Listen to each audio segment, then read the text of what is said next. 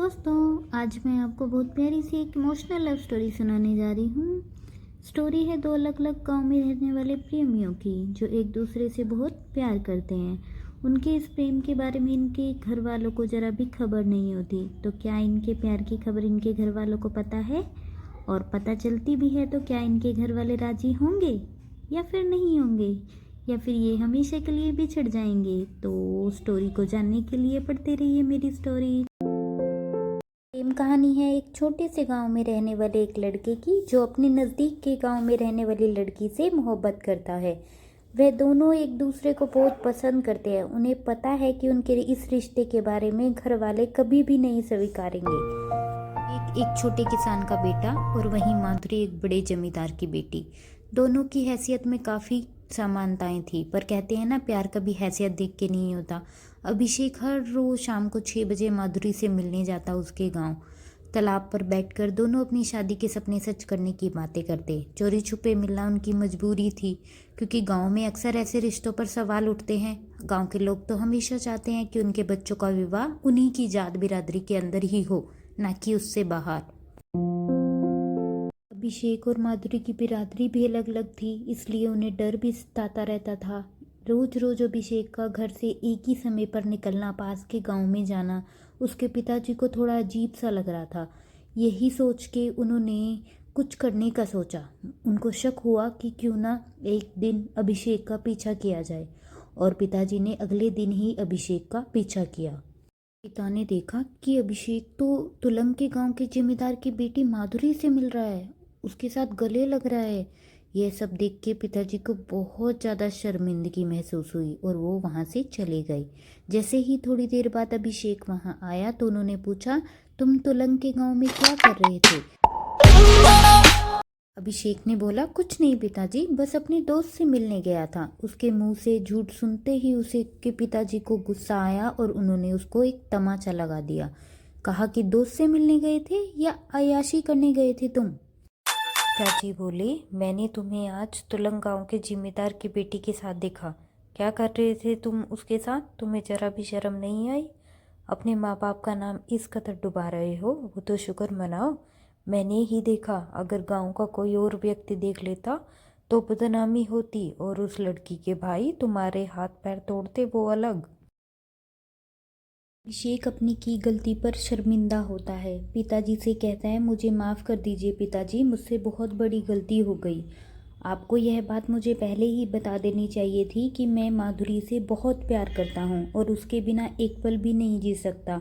यह सुनते ही उसके पिताजी उससे कहते हैं, बेटा देखो, ये बात तुम्हें भी पता है कि हमसे हैसियत में वो कितने बड़े हैं। हमारे इस रिश्ते को कभी नहीं स्वीकारेंगे, इसलिए बेहतर यही होगा कि तुम्हें उसे भूल जाओ।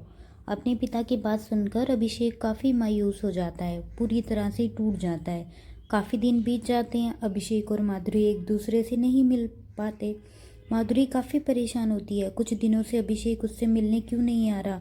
कुछ दिन और बीत जाने के बाद माधुरी को और टेंशन होने लगती है। माधुरी बात की जड़ तक पहुंचने के लिए अभिषेक के गांव की तरफ चल पड़ती है। रास्ते में जब वो चल रही होती है, अचानक ही उसकी टक्कर एक लड़के से हो जाती है। वो लड़का कोई और नहीं, अभिषेक ही होता है। उसको देखते ही वो उसके गले लगकर रो रो कर बुरा हाल कर लेती है और उससे कहती है, अभिषेक, तुम मुझसे इतने दिनों से मिलने क्यों नहीं आ रहे थे? पता है मैं कितनी परेशान हो रही थी, कहीं तुम्हें कुछ हो तो नहीं गया? शुक्र है कि तुम ठीक हो। इतने में अभिषेक माधुरी को चुप कराता है और उसको अपनी सारी बात बता देता है कि उसके पिता ने उसको तुमसे मिलते देख लिया था, हमें एक दूसरे को भूल जाने को कहा है। इतने में माधुरी अभिषेक से कहती है, तुम्हारा प्यार क्या इतना ही सच्चा है कि मुसीबत आने पर तुम हमारे प्यार को भूल जाओगे, और मुसीबत आई तो हम दोनों डट कर सामना करेंगे। मैं आज ही अपने पापा से तुम्हारी बात करूंगी, हम एक दूसरे को कितना चाहते हैं। इतने में अभिषेक माधुरी से कहता है, नहीं, तुम ऐसा कुछ नहीं करोगी। मैं नहीं चाहता तुम अपने परिवार के सामने शर्मिंदा हो और उनका दिल दुखे, इसलिए बेहतर यही होगा कि हम एक दूसरे को भूल जाएं। इतना कहकर अभिषेक वहाँ से चला जाता है। वह मन ही मन बहुत रो रहा होता है कि उसका इतने सालों का प्यार अब खत्म हो जाएगा।